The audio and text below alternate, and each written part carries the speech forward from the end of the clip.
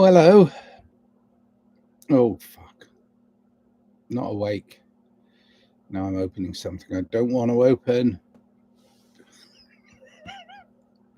Pushing buttons? Are we pushing buttons?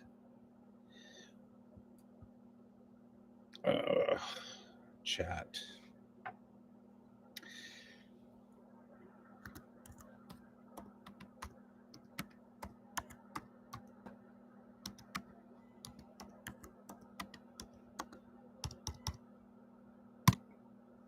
There we go. I don't think anything did open. Open 3 screens all at the same time. Oh well. Hello. It is morning. Tuesday, January 14th, 7:08 a.m. 2025. So, I think I called this the end of apathy. That's what I want it to be, the end of. People who just can't be bothered. It's time to bother. Bother me. Bother everybody. We've got to change this. This is what we have here is people lulled into a false sense of security.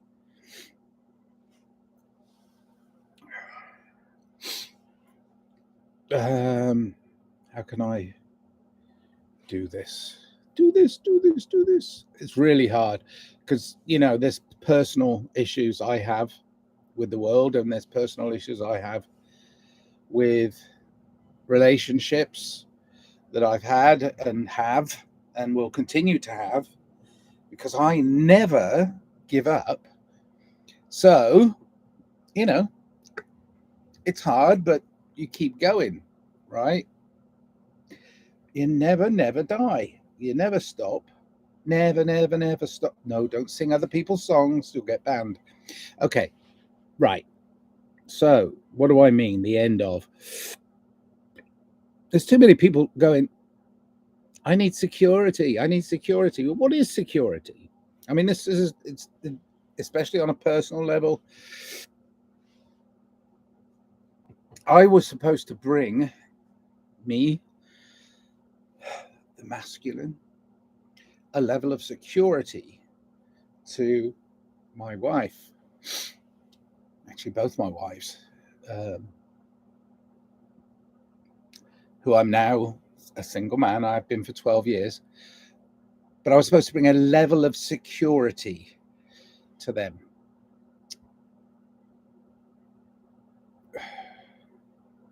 Okay. So,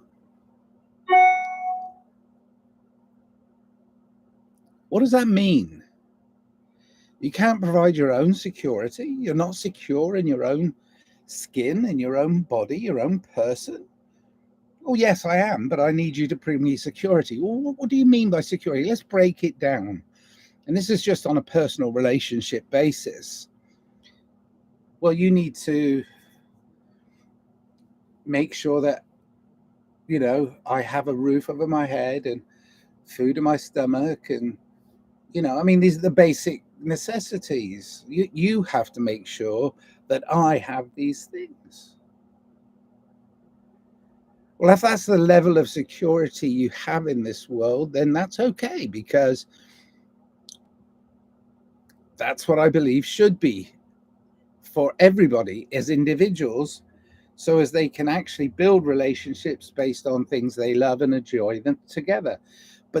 But to have that expectation in a relationship where I supply you with your security is to actually just go, oh, that's good. I don't have to do anything. Oh, apathy is a killer. The worst thing about life, I think, is apathy. I'm an anarchist. Anarchy in the UK. Yay, coming someday. I doubt it. There's too much apathy. Apathy in the USA. Too many people just put up with it. Well, stop putting up with it. Start kicking up a fuss. I'm not going to do what you tell me. That's ridiculous.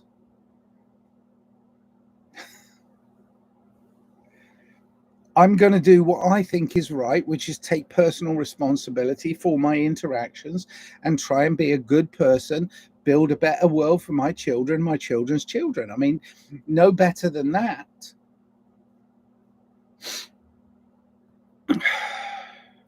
Trying to work myself up into a rant, but I'm not angry at people. I'm not. I see how it happens.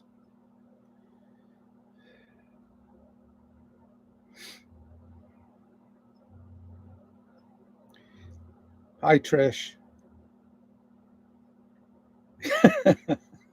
I think there's too much fluoride in the water. I think I think there's too much poison in the system. Same thing, bigger picture. It's just, micro, macro. I do believe that that is a problem, but I do believe also focusing on the individual little problems is not dealing with the bigger picture. So I'm looking at the bigger picture at the moment. But definitely, I could zoom in on fluoride and say, yeah, that was a bad one. Cognitive dissonance is a hell of a drug. Yeah, it sure is. I mean, it the ability to crowd control through bad psychological means. I mean, if you look up Edward Bernays, he was the nephew of Freud. Sigmund Freud came to America, went into advertising, eventually made loads of money and all that stuff. But he was his mindset was you're able with psychology and with tricks to shift people out of one way of thinking into another, and he did it on masses, and so all of advertising produces this cognitive dissonance, and then you buy the program. It's like, oh well,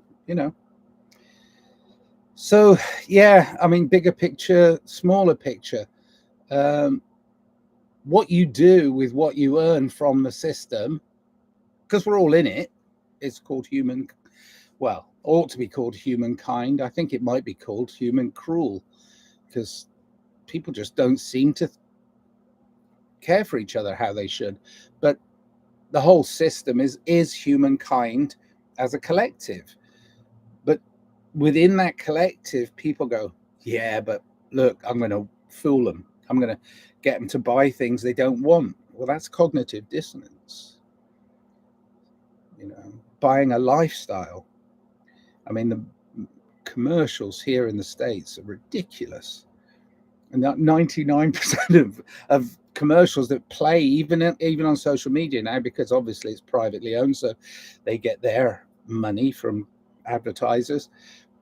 But the amount of advertising for the pharmaceutical industry is ridiculous, and they're all lifestyle commercials, because it's like people with the perfect life, throwing frisbees on the beach and playing in the park, or going cycling, or out hiking, and all that stuff, and they're selling you a drug that you don't need in order to combat a disease that is your dis-ease at the bigger picture, because your diet, your lifestyle is so out of sync with what is natural in your world. So it's like, where? Yeah. I mean, and now, it's like, okay, got me going. Cheers, Trish. Got me going. The news cycle. Oh my gosh. Disaster. It's crazy. It's crazy. It's just like, and people just go like, oh yeah. Oh God, we were lucky. It's like, Well, wait a minute. That disaster was or wasn't natural, or that it could have been avoided if we'd have been more. All of those things apply, but those questions will never occur. No, they just want to go, hey, look at our heroes. Look at the heroes. The cannon fodder. Back in, bleh, military infantry, cannon fodder. That's what they were called. By the people, the generals that were running the wars, like playing with toy soldiers. Oh, they're our heroes. It's like, just relabel everything,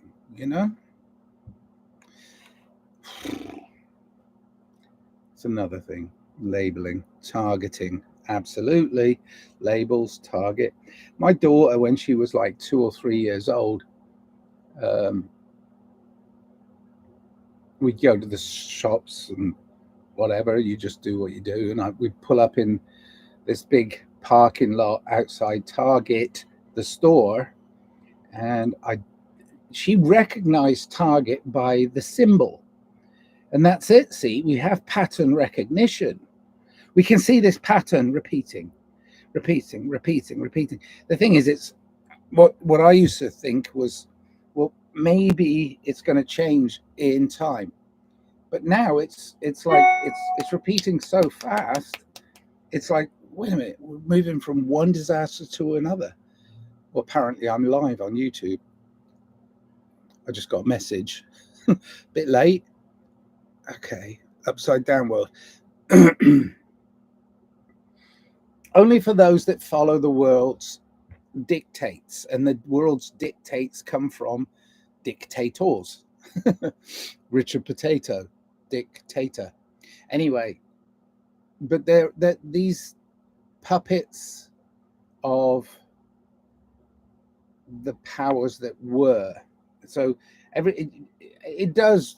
I mean, I hate to keep saying follow the money, but it's not just the money, it's the control of the money, it's the purse strings. You have to see who's holding those purse strings. And sure, I think that it's been somewhat the same old faces, but they'll welcome in new faces. But if the new faces that join in with this World Economic Forum set of lunatics, the people who join in with that, if they think they're going to go in there and become one of them, see, the thing is, you've got to know where you're welcome.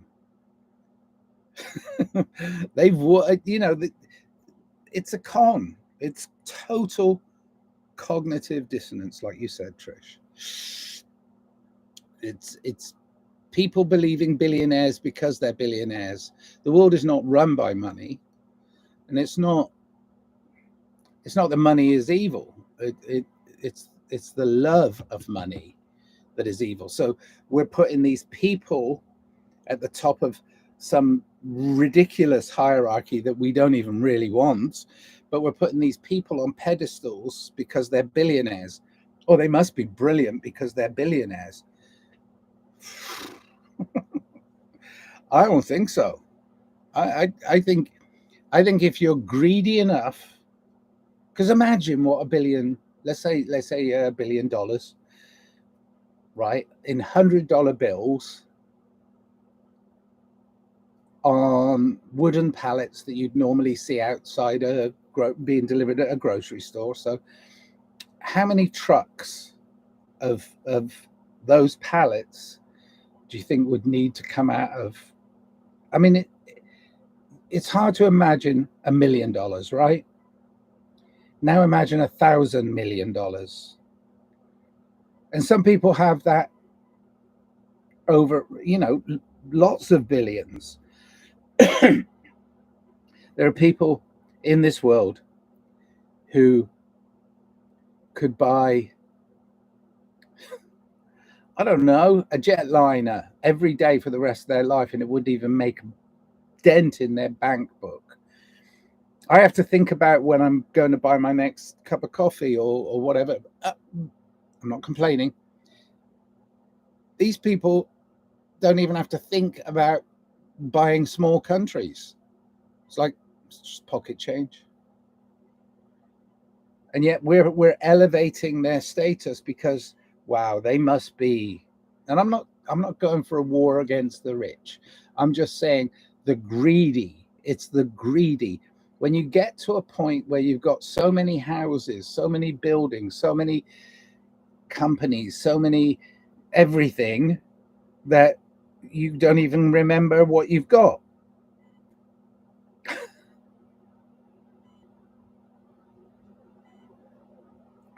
Greed kills.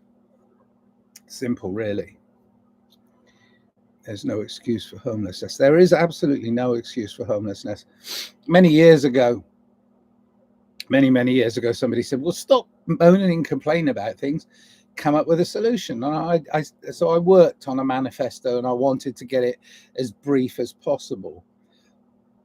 Not that I'm a politician and I don't need a manifesto, because I'm an anarchist, right? I don't believe in government.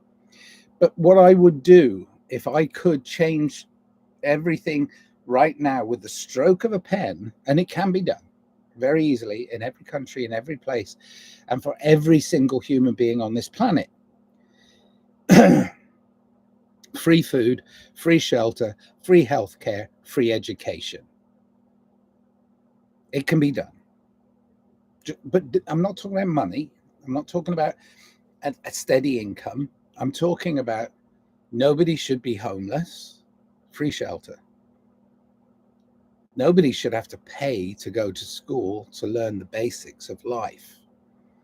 So free education. This world is abundant with food, so free food. Nobody should die. Food and water. Nobody should die through lack of food, through starvation, or in a drought. I mean, it's ridiculous.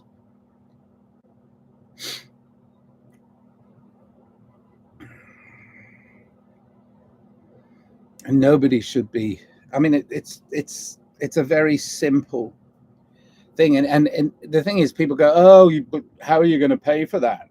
And it's like, well, right now, if you took 2% off the defense budget of every country in the world, you could cure all of those things. You'd have free food, free shelter, free healthcare, free education.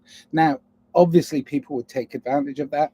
Obviously, there would be a small percentage that would think, oh my God, that's all I ever need. I'm just going to sit here.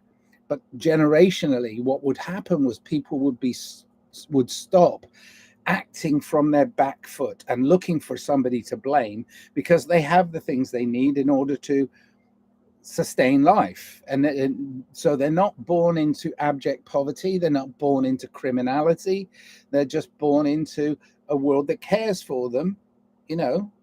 Healthcare is very important, and healthcare can be healthcare. At the moment, we have health I don't care in the United States, because they make you go through so many hoops to do things that are preventative in health, instead of just slapping a cure on everything. And then they charge a fortune for all of that. And then that fortune, if you're, on a pension, or, in a position of disability in any way, it is paid for by other people. It's a really shit system, and it's not much different anywhere else in Europe. Everybody goes, oh wow, we should have something like the national health. Well, the national health is slightly better, but it's been chipped away since it came in. The wealthy people have gone, oh, wish we hadn't done that. Now we're going to creep back, and we're going to go through the back door, and we're going to take all the best money makers out of the national health system. We're not going to support the national health system. We're going to privatize parts of it that are profitable. So we have profits before profits. People who can prophesy a better way, which is people who sit down and talk and really do negotiate a better world with the idiots in charge, who are idiots who think they're in charge. But, it's like we could sit around a table And you could, I can look people in the eye and I can say, what's wrong with free food, free shelter, free healthcare, and free education for everybody? What's wrong with it? And they'll just go, well, it costs too much. And it's like, stop not caring. Apathy. And, oh, we can't change things. I used to work with a music partner. Sadly, he can't work anymore. He had a problem with his hearing, so awful. But a friend, we're still very close friends. And I said, what's the worst thing that you think is happening in society? And he said, I think it's we always do it this way. And I mean, to me, that's saying the apathy is built into the system. And he's correct. I mean, it's like, well, we can't change things. It's like, yes, we can.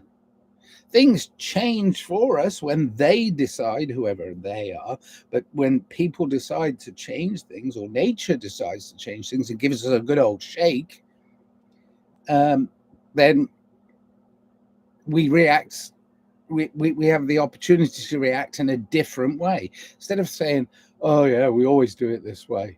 It's like, what are we, bloody cavemen? Have we not advanced as humanity? I do wish we hope and pray that we are.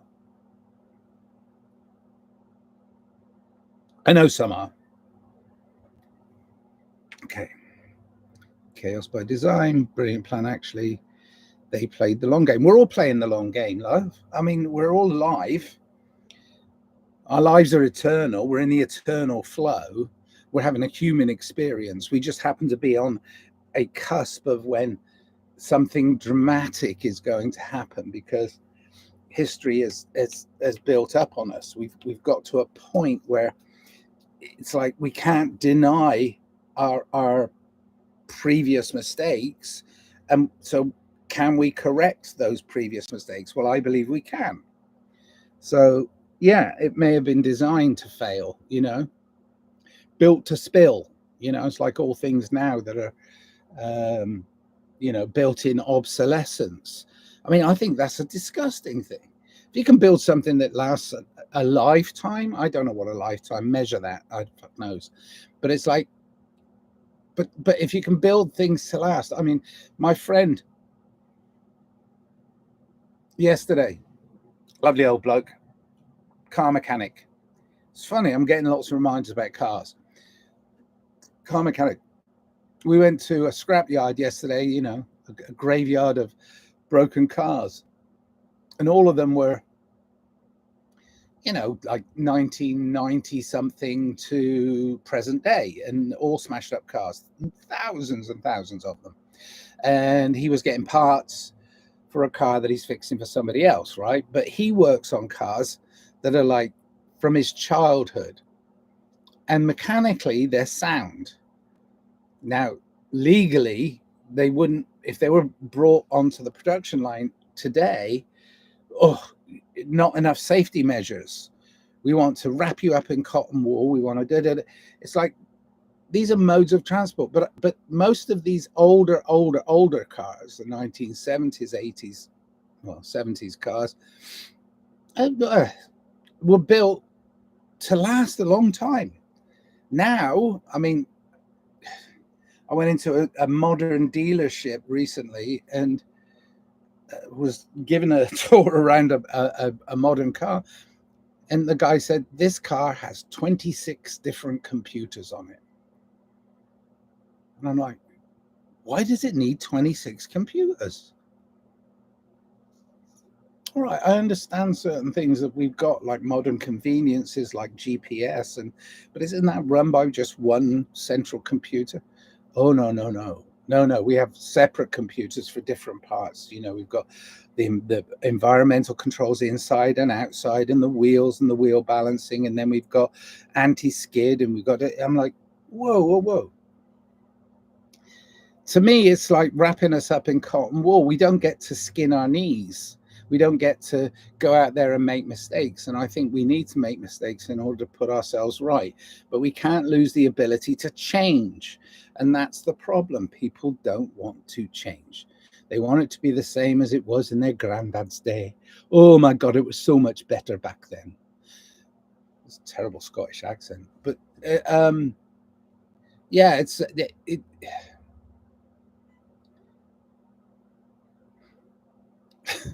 I have a friend who says she was born in the 60s, right? Late mid 60s. And she said, I want a 1950s kind of Iowa farmhouse kind of marriage and situation. And I'm like, were you there in the 1950s? Do you actually remember how the struggle was in the 1950s for Iowa farmers? Do you understand how much the physical work you'd have to do that you're too lazy to do here because you've succumbed to a system that gives you laziness, gives you apathy? If you want to go and live on the land, go live on the land. I mean, that's perfect. But don't come to me and say, I wish we could have, because nostalgia is not what it used to be. It's a very bad dad joke, sorry. People have nostalgia for a time that they don't even remember or never were around. We have to embrace the technology we do have and say, you know what, good technology in good hands can help us progress. Now, good technology in bad hands, well, look what that's done in history. Yeah.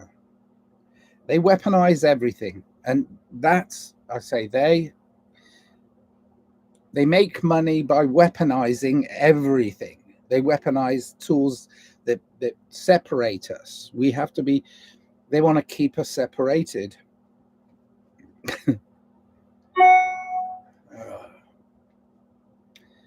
The only thing that's a constant in my life is the thing that I was born with, unconditional love. And I keep that alive. I love everybody. I love everything. And I try really hard to make that my core. And I was born with unconditional love, right? So I'll go out with unconditional love. Most of my life, I've been programmed to forget it. Just, react to this, react to this, react to this. It's like, it's such a reactionary process. I want to take action and make a better world. So I make music and art, and I do these stupid talks where some people, thank you for joining me, like Trish, come in and ask questions. My parents were born in the 30s. They were tough people. They had to be tough. They had to be tough. The system was changing between the wars. You're between the First and Second World Wars. In the 30s, it was rebuild from the First World War devastation, which was generals playing soldiers, and then the Second World War, which was generals and powers that be carving up Europe and giving it to different people. I mean, all of these things that are devastating for humanity, you had to be fucking tough. Okay.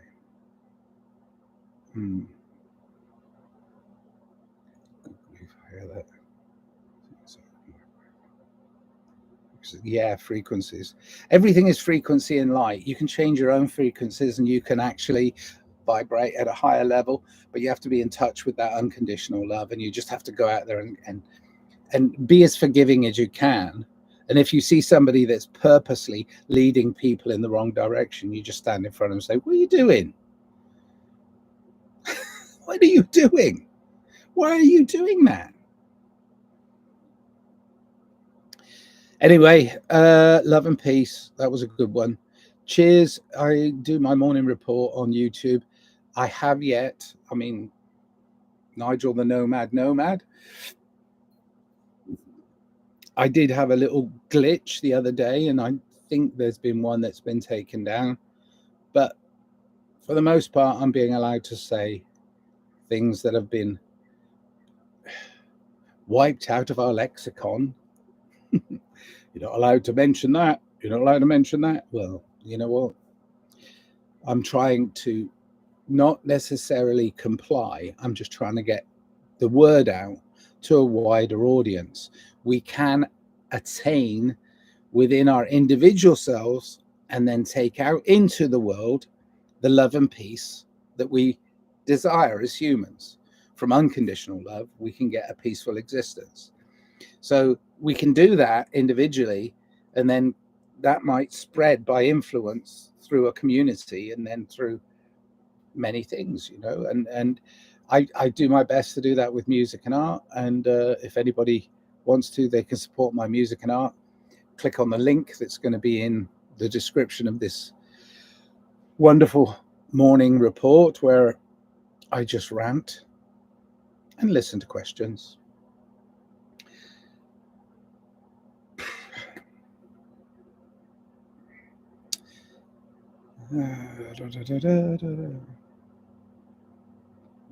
Yes, they'll polarize us if they can. People on the extreme right, people on the extreme left, people who are extremely this, extremely that. Well, there is a middle path. You choose it, and we choose it. And we go out and we go, okay, come on, you fuckers, get in, get in. Look, this earth needs us to be more responsible individually and collectively as stewards. That's all. And we can do that. We can actually do that. Instead of working against nature, we need to work with nature. And nature is where we come from. The abundant world brings us into existence, and we go back to the abundant world at the end of our human experience. That's not to say we're not eternal and we're going to go into the flow when we die. Who knows? That's a question I can't answer. All right, I can't answer many questions anyway.